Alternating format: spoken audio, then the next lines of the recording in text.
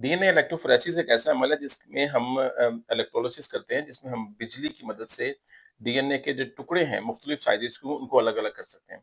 ये काम करने के लिए सबसे पहले हमारे पास एक ऐसा मटेरियल होना चाहिए जिसके अंदर डीएनए जो है वो मूव कर सके, चल सके। ये काम करता है एगरोस। हम एगरोस की मदद से एक जेल बनाते हैं, उसको सॉलिडिफाई करते हैं और जब वो सॉलिडिफाई होता है उसके अंदर छोटी-छोटी, नन्ही-नन्ही क्रिस क्रॉस अरेंजमेंट्स बन जाती हैं, जिनमें नन्हे-नन्हे गैप्स होते हैं और उन गैप्स के अंदर से डीएनए जो है वो मूव कर सकता है, बशर्ते ये कि डीएनए को कोई पुश करे, कोई ज़ोर लगाए। अब उसके बाद हम अपने डीएनए को, जिसमें मुख्तलिफ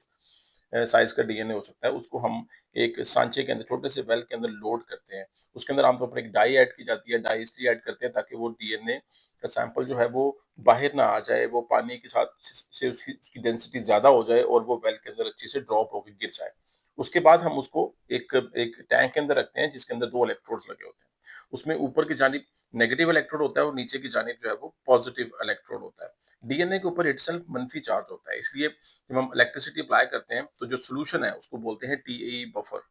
जो जिसके अंदर ये सब काम हो रहा था, उसकी इलेक्ट्रोलिसिस स्टार्ट होती है, लेकिन असल मकसद ये होता है कि उसके अंदर से करंट गुजरना, इलेक्ट्रॉन्स गुजरना शुरू होते हैं। अब जब वो इलेक्ट्रॉन्स या आयन जब उसमें चलते हैं, तो वो डीएनए के ऊपर एक कुव्वत लगाते हैं। अब आप गेस कर सकते हैं, डीएनए पे नेगेटिव चार्ज होगा तो वो पॉजिटिव इलेक्ट्रोड से एक पुश को महसूस करेगा, वहां से वो नेगेटिव इलेक्ट्रोड से एक पुश को महसूस करेगा और वहां से पॉजिटिव इलेक्ट्रोड की तरफ चलना शुरू हो जाएगा। सबके सब डीएनए के मॉलिक्यूल चलना शुरू हो जाएंगे और जिनका साइज ज्यादा होगा वो क्रिस क्रॉस के अंदर से मुश्किल से गुजरेंगे और वो पीछे रह जाएंगे, और जिनका साइज छोटा होगा वो उन्हीं ओपनिंग्स में से आसानी से गुजर के आगे आगे चले जाएंगे। इसलिए कुछ अरसे के बाद जो डीएनए वो अपने साइज की बुनियाद के ऊपर मुख्तलिफ जगहों पर इकट्ठे हो जाते हैं, जिन्हें हम डीएनए के बैंड्स कहते हैं। डीएनए के बैंड्स को देखना जो है वो आमतौर पर आंखों के लिए मुमकिन नहीं होता है, इसलिए हम यूं करते हैं कि हम इसके अंदर एक डाई ऐड करते हैं, जैसे कि एथीडियम ब्रोमाइड डाई ऐड करते हैं जेल के अंदर। एथीडियम ब्रोमाइड डाई ये करती है कि जहां जहां पे वो क्या बोलते हैं डीएनए मौजूद होता है, वो उसके साथ चिलेट बना लेती है,